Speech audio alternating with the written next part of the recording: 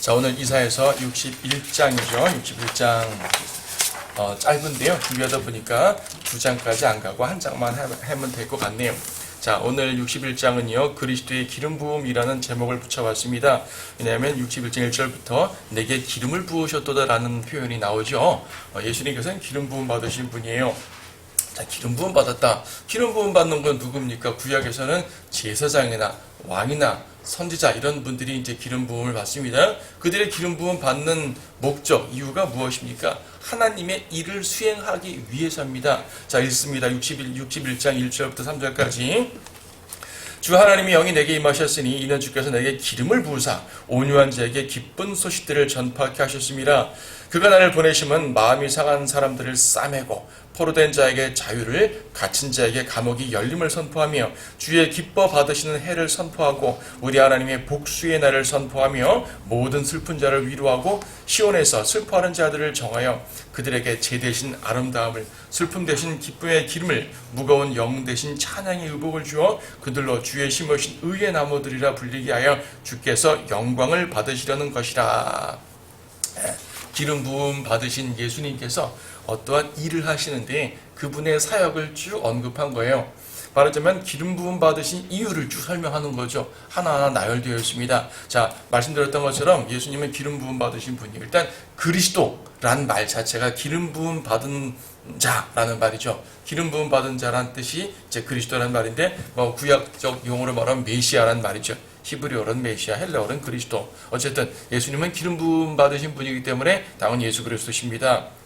말씀드렸던 것처럼 기름 부음 받는 것은 하나님의 특별한 일을 위해서 임명하기 위해 따로 구별하는 거예요. 자, 기름을 부었다는 얘기가 그 자체가 구별했단 말이거든요.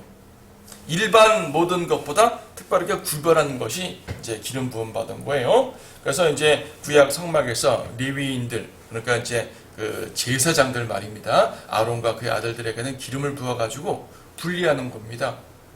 똑같은 인간이지만, 똑같은 하나님 백성이지만 그분의 특별한 일을 시키기 위해서 구별하는 거란 말이죠. 구별해요. 그러니까 기름 부음은요, 그 자체로 거룩함이라는 개념입니다. 거룩함이라는 개념이고 성별이라는 개념이에요. 자, 오늘날은 누가 기름 부음을 받습니까? 목사님들이 기름 부음 받습니까? 아니요, 여러분 모두가 기름 부음을 받는 거예요. 구원받은 성도들이 곧 기름 부음을 받는 거예요. 여러분 지금 특별하게 기름 자체를 바르는 건, 문자적으로 기름을 바르는 건 아니잖아요. 성령의 기름 부음을 받는 거거든요. 은사주의자들은 성령의 기름 부음을 받는 것을 어떤 특별한 방언이라든지 어떤 특별한 역사를 성령의 기름 부음이라 말하는데 그것이 아니고, 구원받을 때 성령께서 여러분 안으로 딱 들어오잖아요. 그렇죠? 성령께서 들어오시는 것 자체가 성령께서 나의 기름 부으신 거예요. 구별한 겁니다. 이 세상 죄인들의 모습 속에서 하나님의 자녀로 딱 구별해 놓으신 거란 얘기죠. 그래서 그 자체가 기름 부은 겁니다. 하지만 때때로 주님께서는 특별한 사역을 위해서 이제 분리하실 때가 있죠. 이런 경우는 교리적으로 하나님의 특별한 사역을 위해 기름 부었다라고 교리적으로 말하는 건 아니지만은, 현실적으로 말할 때 하나님의 특별한 사역을 위해서 분리했다는 개념으로 말하기 때문에, 여러분 그래서 기도할 때 있잖아요. 오늘 이렇게 설교하시는 분에게 주님께서 기름 부어주셔서 하나님 말씀 올바로 전하게 해주십시오, 이렇게 보통 기도하잖아요. 이런 거는 이 설교 자체가, 이 사역 자체가, 이 복음 전파 자체가 하나님의 쓰임받는 기름 부은 사역이 되게 하십시오라는 말이기 때문에 그런 건 굳이 틀린 표현은 아닙니다. 하지만 교리적으로는 사역에 기름 붓는 것이 아니라 구원받을 때 여러분 자신이 성령으로 채워지는 것을 말하는 겁니다. 자, 성령께서 내주하시는 거예요. 예수님께서는 이제 침례받을 때 성령의 기름 부음이라는 표현을 쓰죠. 그러니까 물론 예수님은 태어나기 전부터 하나님이셨고 태어날 때도 하나님으로 태어나신 것은 맞지만, 그러나 30살 때까지는 하나님의 사역을 구체적으로 하지 않으셨잖아요. 그렇죠? 그리고 침례 받으시면서 구체적으로 하나님의 사역을 직접적으로 하십니다. 그래서 하나님의 사역을 위해서 기름 부는 장면. 그래서 이제 우리 보통 예수님 침례 받을 때 성령께서 비둘기처럼 내려오시는 장면을 성령의 기름 부음이라고 표현을 합니다. 그래서 예수님에게 그렇게 적용이 되지만, 어쨌든 예수님께서는요, 신약성경 전체를 통해서 예수님은 기름 부음 받으신 분이라는 사실을 여러 번에 걸쳐서 강조가 됩니다. 그럼 여기서 기름 부음 받은 자가 누굽니까? 61장 1절에서 바로 예수 그리스도예요. 예수님에 대한 예언이란 말이죠. 자, 그래서 이제 거룩하게 구별되었다. 하나님의 일을 위해 특별히 구별되었다. 이런 말입니다. 그래서 예수님은 하나님의 일꾼이세요. 예수님은 그분 스스로, 그분 자체로 하나님이시고 하나님의 아들이시지만은 또한 동시에 하나님의 일꾼으로 이제 사역을 하시는 거죠. 일꾼입니다. 어떤 일을 하시기 위해서 기름 부음을 받으셨습니까? 61장에 1절에 보게 되면 내게 기름을 부으사 뭐 한다고요? 온유한 자에게 기쁜 소식들을 전파하게 하셨습니다.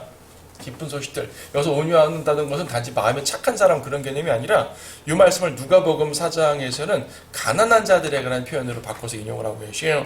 가난하다는 말이 이제 꼭 돈 없어 가난한 것만이 아니라 그야말로 이제 영적으로 가난한 사람들이죠. 그러니까 죄인들을 말하는 것입니다. 죄인들에게 뭘 하시는 거냐면은 기쁜 소식. 기쁜 소식이 뭐예요?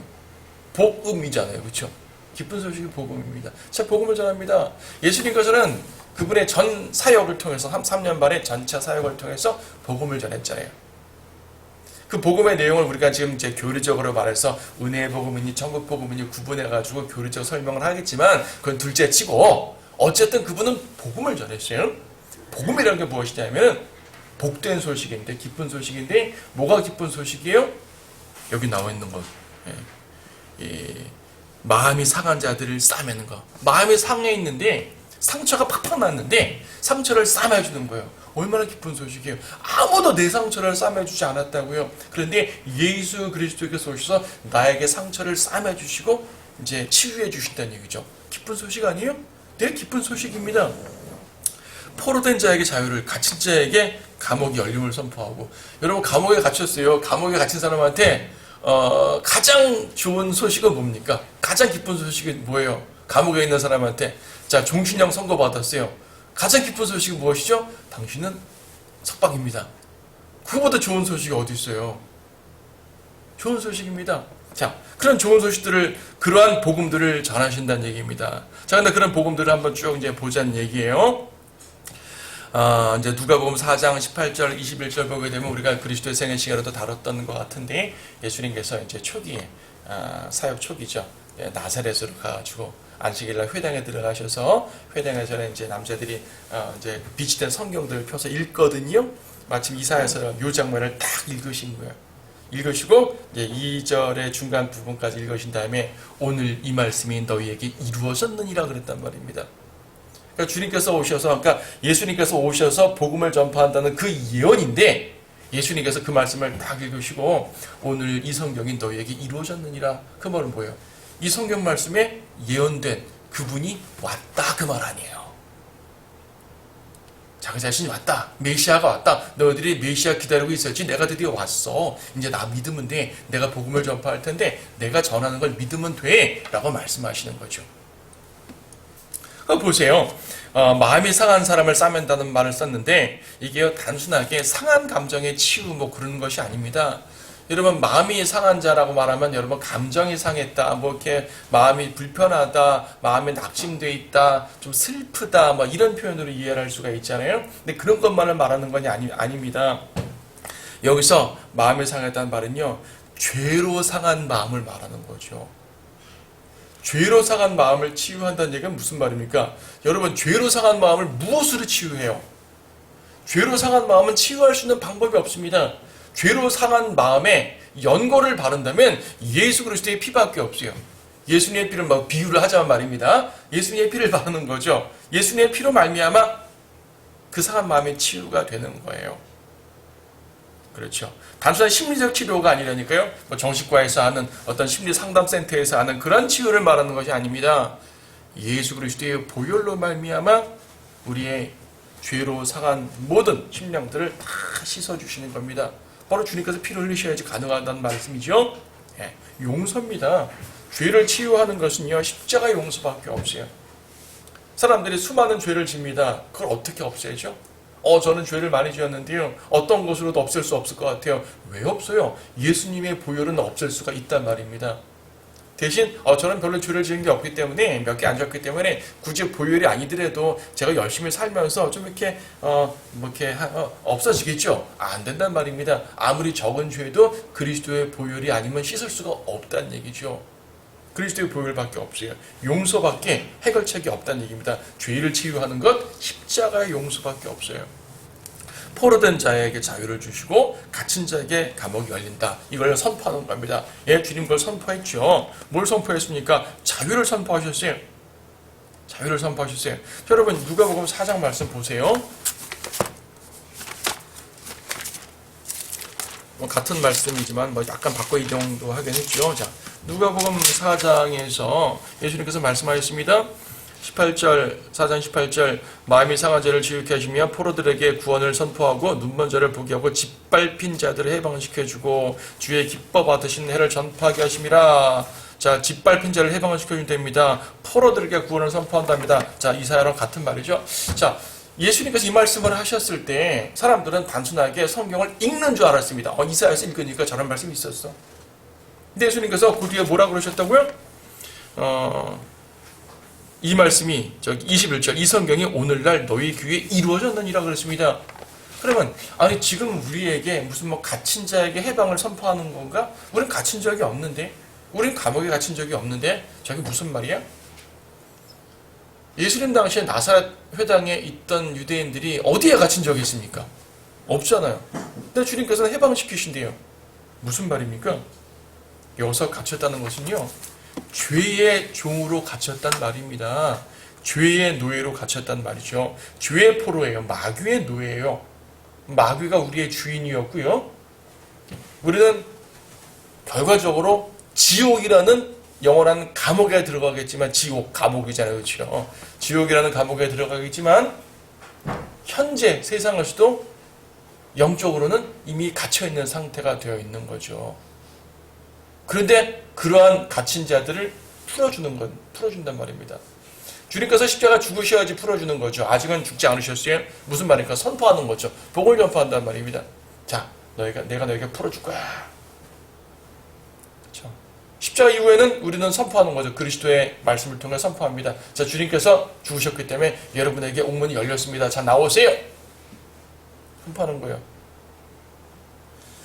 이것을 이해 못한 사람들이 또 있었죠. 요한복음 8장 말씀을 보십시오. 요한복음 8장 말씀 보시게 되면 유대인들, 종교 지도자들이죠. 요한복음 8장에서 예수님께서 8장 32절 진리가 너희를 자유롭게 하리라 라고 말씀하시니까, 자유롭게 하리라는 말하니까 유대인들이, 바리새인들이죠, 종교 지도자들의 33절에서 아니 우리는 아브라함의 씨고 아직껏 아무에게도 노예가 되지 않았는데 어떻게 자유롭게 된다는 말을 하는가? 아니 이미 난 자유인인데 무슨 나에게 자유롭게 한다는 말입니까? 난 노예가 된 적이 없습니다. 예수님께서 말씀하시죠. 너희들 노예가 된 적 없어? 내가 보니까 너희들 노예인데 뭐. 내가 볼 때 너희들 노예야. 너희들 종이야. 무슨 종이죠? 34절 진실로 진실로 내가 너희에게 말하노니 죄를 짓는 자는 누구나 죄의 종이니라. 그들은 죄의 종이었어요. 죄의 노예였다고요. 그런데 그들은 노예가 아니었다고 착각을 합니다. 지금도 보셨어요. 여러분 복음 전할 때 보게 되면 예수님 믿고 구원 받으세요. 제가 뭐 구원 받고 말고 할 게 있나요? 저는 자유로운데. 아니요, 그들은 자유롭지 않습니다. 죄 가운데 묶여있고 사망 가운데 묶여있고요. 해결할 방법이 없잖아요. 우린 예수님 믿게 되면 죄와 사망과 형벌에서 해방되잖아요. 예수님께서는 그것을 선포하신 것입니다. 그래서 예수님께서는요, 죄와 마귀에게서 구원하는 것, 구출하시는 것, 이것이 곧 구원인 것이죠. 죄에서 자유를 선포케 하시는 분, 죄로부터 자유를 주시는 분입니다. 우리 아까 찬송도 불렀잖아요. 죄에서 자유를 얻게 하면 예수님의 보혈밖에 없죠. 2절에 보게 되면 주의 기뻐 받으시는 해를 선포한다 그랬습니다. 주의 기뻐 받으시는 해, acceptable year라고 말하는데, acceptable이란 말은 받아들인다는 말이잖아요. 받아들인다. 그래서 이것을 받아들일 만한 해라고도 번역할 수도 있고, 기뻐 받으시는 해라고 번역하기도 합니다.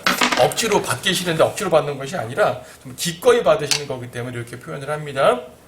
자, 무슨 말입니까? 누가 무엇을 받는다는 얘기예요? 하나님께서 죄인을 받아들인다는 말이에요. 하나님께서 죄인을 받아들인다는 말이기 때문에 이거는 다른 표현을 하게 되면 은혜라는 말이에요. 그리고 구원이라는 말이죠. 여러분 고린도 후서 6장 2절 말씀을 보시게 되면 고린도 후서 6장 2절 말씀 보면 구약성경을 인용하면서 이렇게 말씀하시죠. 이사야 49장 다룰 때 한번 다뤘던 내용 같은데요. 말씀하시기를 기뻐 받아들여진 때에 내가 네 말을 들었고 구원의 날에 너를 도왔도다 하였으니 보라 지금이 기뻐 받아들여진 때요 보라 지금이 구원의 날이라. 자, 기뻐 받아진 때 그때가 뭐라고요? 구원의 날이란 말입니다. 그러니까 예수님께서 주의 기뻐 받으시는 해를 선포한다는 말은 구원의 날을 선포한다는 말이죠. 구원을 선포하셨습니다. 복음은 구원을 선포하는 거예요. 여러분이 복음을 전할 때는 반드시 구원을 선포해야 됩니다. 상대방의 죄만 계속 지적하고 당신은 죄인이니까 지옥 갈 거야 끝나면 복음이 절대로 아닙니다. 그러나 상대방이 이제 구원을 받을 수 있도록 그 마음속에 찔림을 주는 것뿐이지 결과적으로 예수님께 나와서 구원을 받게 해야 하는 게 목적 아니겠어요. 뭐 받아들이지 않으면 어쩔 수 없지만 우리로서는 구원의 복음을 전하는 거예요. 예수님께서 여기까지 읽고 이사야책을 딱 덮으셨어요. 누가복음 4장에서 여기까지 읽고 딱 덮으신 다음에 오늘 이 성경이 너에게 이루어졌느니라.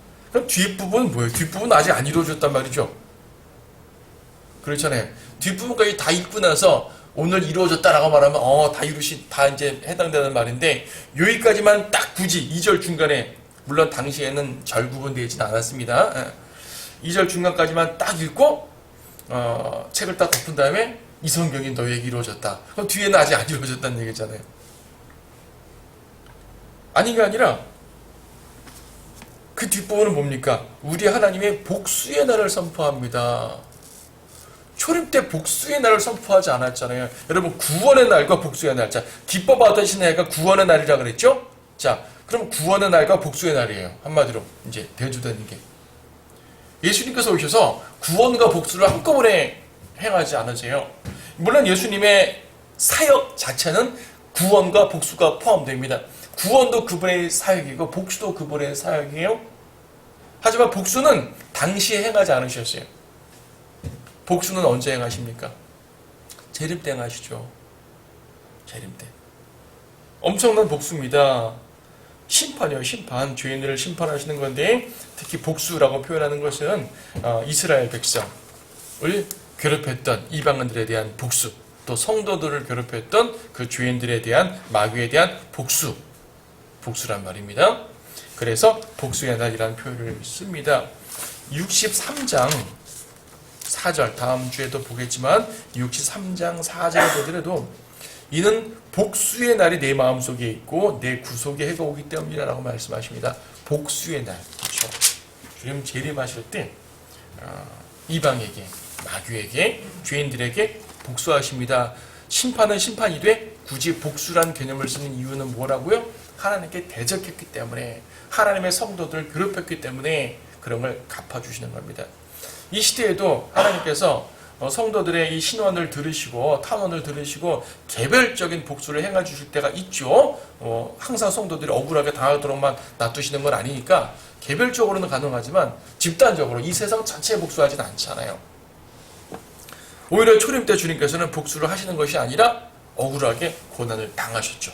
억울하게 고난을 당하셨어도 절대 복수하지 않으시는 분, 그분의 온유한 모습을 여러분들은 담기 원합니다. 누가복음에는요 여기에다가 이제 눈먼 자를 보게 하고라는 말이 추가되어 있어요. 가끔 신약의 구약을 인용할 때 약간 다르게 인용할 때가 있습니다.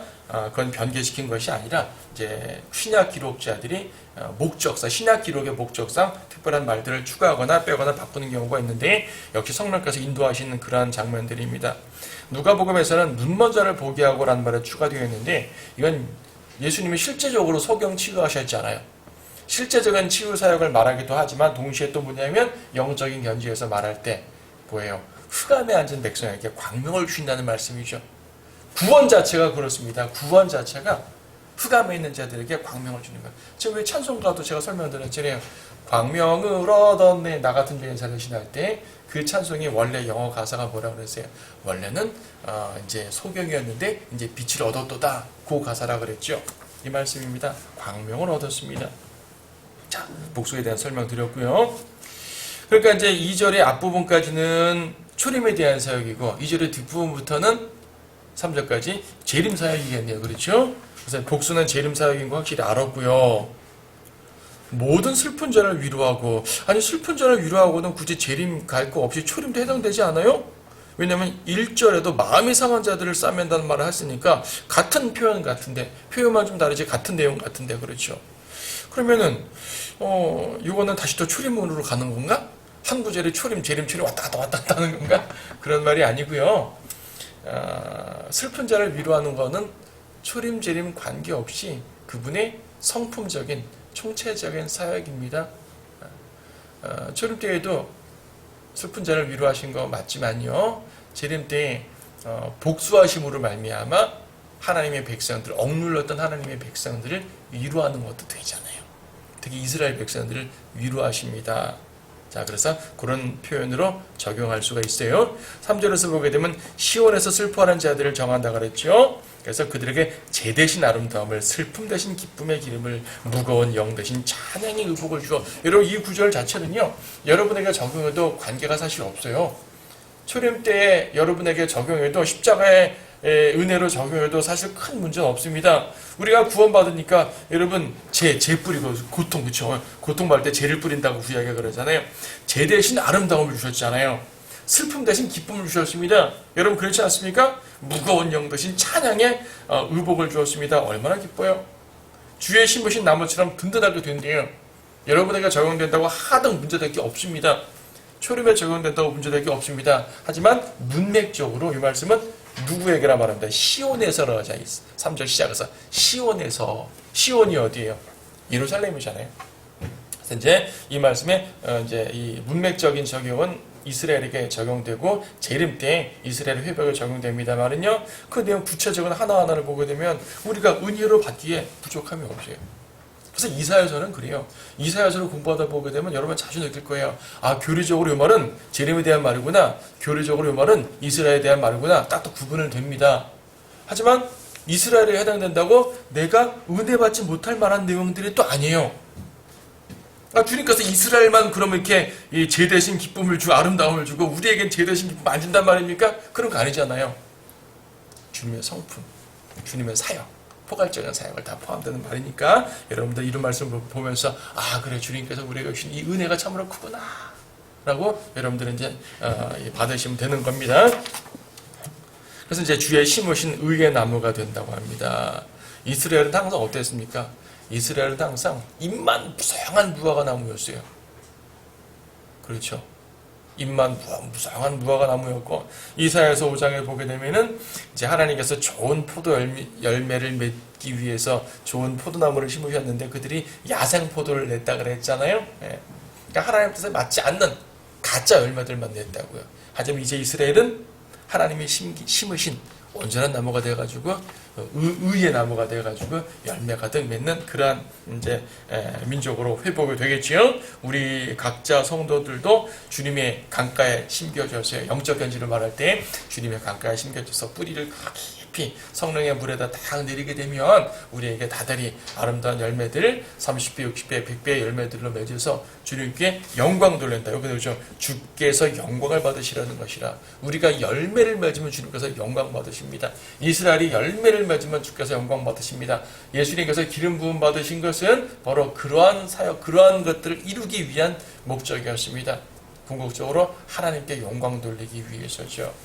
우리의 열매 맺음을 통해 주님께서 영광 받으신다는 사실을 여러분들은 꼭 반드시 기억했으면 좋겠어요. 자, 4절부터 쭉 읽습니다. 그들은 오래 황폐하였던 곳을 세울 것이며 전날에 허물어진 것들을 일으키고 또 황폐된 성읍들과 많은 세대들의 허물어진 곳들을 보수할 것이라. 타국인들이 일어나 너희 양떼를 먹을 것이요 외국인의 아들들이 너희의 경작자와 포도원 가꾸는 사람이 되리라. 그러나 너희는 주의 제사장들이라 불릴 것이요 사람들이 너희를 우리 하나님의 일꾼들이라 부를 것이라. 너희가 이방인들의 재물을 먹으며 그들의 영광으로 너희가 너희 스스로를 자랑하리라. 이는 너희의 수치로 인해 배나 가질 것이며 치욕으로 인해 그들은 그들의 분깃을 즐거워할 것이니 그러므로 그들이 그들의 땅에서 배나 차지할 것이요 영원한 기쁨이 그들에게 있게 되리라. 이는 나 주가 공의를 사랑하고 내가 번제를 위해 강도질하는 것을 미워함이니 내가 진리로 그들의 일을 인도하고 내가 그들과 더불어 영원한 언약을 세우리라. 그들의 씨가 이방인들 가운데서 그들의 후손이 백성 가운데서 알려질 것이요 그들을 보는 모든 사람들은 그들이 주가 복 주신 씨인 것을 인정하리라. 내가 주를 크게 기뻐하겠으며 내 혼이 내 하나님을 기뻐하리니 이는 그가 구원의 의복으로 나를 입혀주셨고 그가 나를 의의 겉옷으로 덮어주시어 마치 신랑의 장식물로 자신을 꾸민 것 같이 신부가 보석으로 자신을 단장함 같이 하셨음이라. 마치 땅이 자기의 싹을 내는 것 같이 동산이 거기에 뿌려진 것들에서 움이 돋아나게 하는 것 같이 주 하나님께서 의와 찬양을 모든 민족들 앞에서 돋아나게 하시리라. 좀 길게 그죠? 예, 여기서는 지금 몇 절이에요? 6절에서 주의 제사장이요 주의 하나님의 일꾼들이라는 표현이 나왔습니다. 누구에게 하는 말입니까? 이스라엘에게 하는 말씀이에요. 지난 시간에 봤던 60장 말입니다. 60장은요 60장이나 61장이나 모두 이스라엘의 회복을 다루고 있는데 60장에서는 이스라엘 성 자체의 회복을 강조했다면 61장에서는 그 백성들의 회복을 강조합니다. 그래서 백성들이 이스라엘의 백성들에 대한 언급을 쭉 하고 있는데 주의 제사장들이라 불린대요. 주의 일꾼들이라 불린답니다. 6절의 뒷부분 보게 되면 그들은 너희가 이방인들의 재물을 먹는다 그래요. 재물을 뭐야? 그러니까 이제 이 풍부함, 이방인들의 재화, 그렇죠. 풍부함들을 먹는데요. 이방인들의 제사를 먹는데요. 이방인들고 막 뺏는단 말인가? 전혀 그런 것이 아닌 것도 아니에요. 왜냐하면 예수님께서 재림하셔서 이스라엘이 회복될 때는 지금 땅덩어리고 조그만 땅이 아니라 지금 땅보다 하여튼 10배는 커진 엄청 큰 땅, 이라크 지방과 이제 시리아 남부까지 포함되고요. 그리고 이집트의 북쪽과 어디에요? 아라비아 반도 위까지 딱 포함하는 그 엄청난 지역을 말하자면 고대 메소포타미아라고 말하는 그 전체를 차지할 것이기 때문에 그 땅에 사는 이방 민족들은 당연히 이스라엘에게 편입이 될 겁니다. 그래서 이방의 것들을 다 차지하는 거죠. 차지하는 거예요. 또 주님은 재림하시면서 악인들을 다 징계한단 말입니다. 여호수아가 이방을 치면서 차지했던 것처럼 차지한단 말이에요. 그래서 이방을 차지한다는 말도 해당되지만 그러나 제사장이라는 말이 뭐예요? 제사장. 구약의 제사장들이 뭐한 사람입니까? 백성들을 위해 중보하는 사람들이죠. 그러니까 하나님께 경배하는 사람들인데 누구를 위해서 하냐 하면 백성들을 위해서 하는 사람들이에요. 그러니까 제사장들은요 일꾼들입니다. 그렇죠. 일꾼들이에요. 제사장은 일을 해야 돼요. 누구를 위해서? 백성들을 위해서. 죄인들을 위해서 일을 하는 것이죠. 그럼 여기서 이스라엘을 주의 제사장이요 하나님의 일꾼들이라 말했다면 주님 재림하시고 천년왕국 때 이스라엘이라는 민족 자체가 제사장들의 민족, 제사장들의 왕국이 되는 거예요. 그 개인 하나하나가 제사장이라기보다도 그 민족의 제사장 역할을 하는 거죠. 무슨 말인 거 아니? 이스라엘은 이방인들을 위한 일을 해요. 직접적으로 어떤 구체적인 일을 한다기보다도 이방인들이요 이스라엘을 통해 하나님을 만나게 되는 거예요. 하나님은 이스라엘을 통해 이방에게 복을 주게 되는 거죠. 그래서 이스라엘의 위치가 커집니다. 지금 이스라엘은 자기들의 위치가 구약에 예언된 거 보니까 이스라엘이 꽤 높은 지위를 얻는다. 이사야서 보니까 그래서 그래 우리는 세계 최고의 민족이야. 어떻게든 해보자. 그래서 프리메이슨 같은 걸 조직하고 등등등 여러 가지 지하 조직 같은 걸 조직해가지고 자기들이 제일 위에 서려고 하지만 안 되죠. 왜? 예수 그리스도께서 오셔야만 되는 거예요. 예수 그리스도께서 오셔서 그들에게서 죄를 제거하고 그들을 회복시키신 다음에 그야말로 천인왕국에 우뚝 선 민족으로 딱 세워놓게 되면 그럼 이런 모든 예언들이 다 이루어지게 되는 겁니다. 자, 그런 의미에서 이제 그들은 주의 제사장, 하나님의 일꾼들이라는 표현을 썼죠. 그들은 민족적으로 선택받았을 때부터 출애굽기 19장 5절 6절 보게 되면 그들은 민족적으로 선택받았을 그 당시부터 제사장들의 왕국이라는 표현을 썼어요. 그렇죠? 거룩한 민족이고 제사장들의 왕국이고 독특한 백성이라는 표현을 썼는데 바로 그 모습이 이제 이루어지게 되는 겁니다. 언제 이루어집니까? 재림 때 이루어지죠. 그럼 우리는 어떻습니까? 우리는 이 문맥과는 좀 다르지만 우리도 제사장이죠. 베드로전서 2장 9절에 나오잖아요. 여러분들 제사장입니다. 베드로전서 2장 9절에서 그러나 너는 선택받은 세대여 왕같은 뭐라고요? 제사장이며. 우리가 제사장입니다. 목사들만 제사장이 아니에요. 사제들만 제사장이 아니에요. 로마 카톨릭은 사제들만 이제 신부들만 제사장이다 생각했기 때문에 루터가 아니다. 신부들만이 아니라 모든 성도들이 제사장이다. 보통 만인 제사장이라는 표현을 쓰잖아요. 자, 구원받은 성도들이 제사장이에요. 거룩한 제사장. 예수님이 대제사장이고 우리는 제사장이에요. 여러분이 제사장이라는 말이 어떤 의미일까요? 제가 이 구절 전에 한번 설교드린 적도 있는데, 여러분이 제사장이라는 말은요, 첫째로 하나님께 직접 나갈 수 있단 말이에요. 모든 백성은 제사장을 통해서 하나님께 갔죠. 구약에. 근데 제사장은 직접 가지 않아요. 동물의 피만 있으면 직접 갈 수 있어요. 제물만 드리면 직접 갈 수 있어요. 우리도 예수 그리스도의 보혈로 인해서 하나님의 보좌에 담대히 나아갈 수 있죠. 예수님 이외엔 다른 중보자가 없습니다. 바로 갈 수 있어요. 그런 의미에서 우리는 제사장이에요. 또 제사장이 아까 뭐라 그랬어요? 백성들을 위해 일을 한다 그랬잖아요. 중보한다 그랬잖아요. 백성들의 죄를 하나님께 이제 받을 수 있도록 하나님의 용서를 백성들에게 제공해 주는 거죠. 그 중재자입니다. 여러분들은 일종의 그런 중재자, 중보자 역할을 어느 정도는 해요. 어떨 때 합니까? 사람들이 여러분 통해서 기도한단 말입니까? 그런 말이 아니고 여러분들이 세상 죄인들에게 하나님의 은혜의 복음을 전하는 거잖아요. 그렇죠. 우리는 그리스도의 대사라 그랬습니다. 하나님의 화해의 복음. 화목해 하라는 그 화해의 복음을 전하는 대사란 말입니다. 하나님과 죄인들이 원수 관계였는데 우리가 복음을 전함으로써 화해의 관계로 딱 만들어주는 거죠. 죄인들을 하나님께 이끌잖아요. 그런 개념에서 여러분들은 제사장이라고 불릴 수가 있어요. 자, 그래서 이사야에서 말하는 것과는 다른 개념이지만 우리도 역시 제사장이다라고 할 수 있고요. 특히 계시록 20장에 보게 되면 천년왕국 때는 통치까지 직접 하게 되는 이제 우리의 그 지위까지도 보게 됩니다. 실제로 보니까 이는 너희의 수치로 인해 배나 가질 것이요. 배나 가져요. 7절 끝에도 배나 차지할 것이요. 왜 배나 차지합니까? 그들은 배나 고통을 당했으니까. 이사야 40장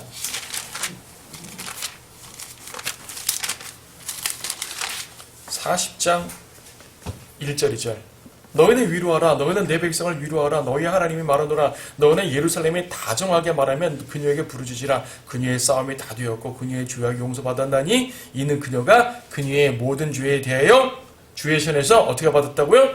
배로 받았습니다. 그들은 징계도 배로 받았으니까 축복도 배로 받아야 되는 거예요. 하나님께서 그들에게 약속하시는 거 항상 풍성하게 채워주신다는 것을 기억할 수가 있습니다.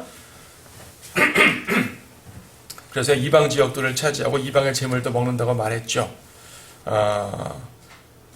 근데 7절을 가만 보게 되면 교리적으로 문자적으로는 이스라엘의 회복을 말하는 거지만 가만 보세요. 너희의 수치로 인하여 배나 가질 것이며 고통받은 자들에게 보상하시는 하나님의 일반적인 성품을 볼 수 있죠. 그러니까 직접적으로는 이스라엘의 재림에 대한, 그러니까 회복에 대한 예언이지만 하나님의 커다란 성품 자체를 볼 때는 하나님은 이처럼 고통당한 자에게 축복으로 갚아주시는구나. 이게 그분의 성품이에요, 여러분. 그래서 처음부터 그랬잖아요. 마음이 상한 자를 싸매준다고. 그렇죠. 슬퍼하는 자를 이제 위로한다고요. 그렇죠. 이것이 주님의 성품이에요. 그래서 여러분 우리가 보통 산상설교 팔복이라고 그러잖아요. 거기서도 이것이 뭐 교리적으로 천년왕국 때 적용된다 어쩐다 이런 거 다 이제 잠깐 내려놓고 순수하게 그 문맥만 보세요. 마태복음 5장 3절 영이 가난한 자들은 복이 있나니 천국이 그들의 것이라. 애통하는 자들은 복이 있나니 그들이 위로를 받을 것이라. 온유한 자들은 복이 있나니 그들이 땅을 유업으로 받을 것이라. 의에 굶주리고 목마른 자들은 복이 있나니 그들이 배부를 것이라. 이게 뭐예요? 슬픈 자를 위로하시는 하나님의 거룩하신 성품입니다. 하나님의 자비하신 성품입니다. 그렇죠? 교리적으로 뭐 천년왕국이니 뭐 그건 맞아요. 그건 별도로 하고 일단 성품 자체를 보자고요. 우리가 섬기는 하나님이 어떤 분인가를 보자고요. 그게 제일 중요해요. 여러분이 섬기는 하나님이 어떤 분이고 여러분이 섬기고 따르는 그리스도가 어떤 분인가를 알면 정말 그분의 자비와 사랑과 그런 것을 여러분이 깨달으면 믿지 않을 수가 없어요. 따르지 않을 수가 없다고요. 헌신하지 않을 수가 없는 거예요. 구약에는 이스라엘을 향하신 그분의 신실함이 나타났고 또 신약에는 우리 교회 성도들을 향한 신실함이 나타났는데 어쨌든 그분은 그분의 백성을 향해서는 무조건 신실하신 분입니다. 이따 11시에 욥기에 대해서 설교할 텐데요. 거기도 하나님의 백성을 향한 하나님의 신실하심이 또 드러날 겁니다. 우리도 그 모습을 봐요. 그래서 우리가 따를 수 있어요. 우리 목자라는 분이요. 신실하지 않는 것을 봤으면 따르겠어요? 아니죠. 못 따르죠. 성경을 통해서 구약신약 모든 성경을 통해 우리 주님은 이런 분이구나. 우리 하나님 이런 분이구나. 깨달으시길 바라요.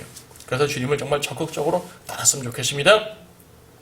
8절에 보게 되면은 이는 나 주가 공의를 사랑하고 내가 번제를 위해 강도짓하는 것을 미워하니 번제를 위해 강도짓한다는 것은 무슨 말이에요? 제물을 드리기 위해 도둑질해서 여러분 도둑질한 그 양으로 제물 드리면 주님 받으시겠어요? 안 받잖아요. 자, 실제적인 견주로 또 보세요. 오늘날 뭐 이제 헌금이 제물은 아니지만 가끔 그런 분 있잖아요. 세상에서 나쁜 짓으로 번 돈을 헌금하는 거예요. 주님 받으시겠어요? 안 받죠. 그래서 신명기에서는요. 창녀의 몸값과 개로 번 돈은 바치지 말라 그랬었어요. 그러니까 악하게 번 돈은 주님께 바치는 것이 아니라는 얘기죠. 악하게 번 돈이면 꼭 이렇게 직접적인 것 말입니까? 사업하다 사기치고 돈 벌었어요. 꼭 하나님 기뻐하는 것이 아니란 말입니다. 내가 부자라서 11조 냅니다. 그 내가 축복해준 돈 아닌데 나 그 돈 받기 싫어. 그럴 수 있죠. 우리가 성실한 노력으로 주님 주신 힘으로 감사함으로 성실하게 벌어가지고 감사함을 바치면 주님께서 얼마나 기뻐하시고 사용하시겠어요. 그래서 우리는 모든 경제생활이나 일반적인 모든 생활에 있어서도 충실하라는 것입니다. 돈 문제만 말하는 게 아니에요. 돈 문제만 말하는 것이 아니죠. 헌신도 마찬가지죠. 내가 나를 주님께 드려요. 나를 제물로 드린다고요. 그런데 내가 엉망이에요. 물론 회개하는 마음으로 나를 이제 주님께 드리는 건 괜찮아요. 내가 어떠한 죄를 졌어도 주님 저를 받아주시고 저를 치유해 주십시오. 그건 괜찮은데 그 회개의 개념이 아니라 그냥 이대로 쓰임 받겠다고 죄 가운데 있는 상태로 쓰임 받겠다고 달려들게 되면 야, 나 지금 너 못 써. 먼저 그걸 깨끗이 씻어야 되겠다. 그렇죠? 주님께서 그렇게 하시는 거 아니겠습니까? 죄 지으면서 교회에서만 주일날만 헌신하는 모습 여러분 중에는 없습니다. 하지만 그런 분들이 기독교계 수많은 교회들에 많아요. 하나님은 다 아신다는 얘기죠. 그렇죠? 이스라엘에게나 오늘 그런 교회에게나 마찬가지입니다. 8절에서는 영원한 언약을 주신다고 그랬어요. 영원한 언약. 이스라엘에게 아브라함에게 약속했던 그 언약을 다시 회복시켜가지고 결코 멸망하지 않은 영원한 언약을 주신다는 말이겠죠. 10절에서는 구원의 의복이라는 말이 나옵니다. 구원의 의복을 입혀주셨고 의의 겉옷으로 주셨다. 문면적으로는 이스라엘에게 해당한다는 말이지만 일단 구원의 의복, 의의 겉옷 하니까 여러분 딱 떠오르는 게 뭐예요? 우리가 구원받을 때 예수님이 우리에게 구원의 옷을 입혀주잖아요. 그렇죠? 구원의 옷을 입혀줘요. 이 옷이 없으면 아무도 하늘나라 들어갈 수 없죠. 왜냐면 내 속은 아직 시꺼먼 죄인이거든요. 그런데 예수님께서 옷을 다 입혀주셨어요. 옷을 입혀주시고 우리로 하여금 이제 의롭게 보시는 거죠. 하나님의 의입니다. 하나님의 의가 우리에게 입혀졌습니다. 그래서 이제 의의 겉옷이라고 우리는 말할 수가 있는 거죠. 구원받은 하나님의 구원입니다. 하나님의 구원이고요. 또 계시록 19장에 보게 되면 우리 성도들은요, 이제 각자의 의로서, 그러니까 주님을 섬김으로써 또 옷을 입는다고 말해요. 구원받은 것은 구원받은 것이지만 구원받은 이후에 우리가 섬김으로써 주님께 영광 돌려야 되겠지 않습니까? 그 부분은 나중에 별도로 따로 보도록 하겠습니다. 신랑과 신부의 치장을 말했는데 이번엔 62장에서 다시 한번 반복되니까 넘겨보도록 하죠. 그래서 11절에는 것처럼 의와 찬양을 주 하나님께서 의와 찬양을 모든 민족들 앞에서 돋아나게 하시리라. 의와 찬양을 모든 민족들, 온 세상에 의와 찬양이 가득 차는 거, 그게 뭡니까? 그것이 바로 천연왕국이에요. 하나님의 역사가 주님의 재림 거듭으로서 온 땅을 충만할 것이고 지금은 여러분 성도들 가운데 충만할 것입니다. 하나님의 역사하심이 오늘도 이제 주님께 나온 우리 모든 성도들에게 또 여러분의 모든 삶 속에서 의와 찬양이 가득 차게 바라면서 오늘 성경 공부를 마치겠습니다.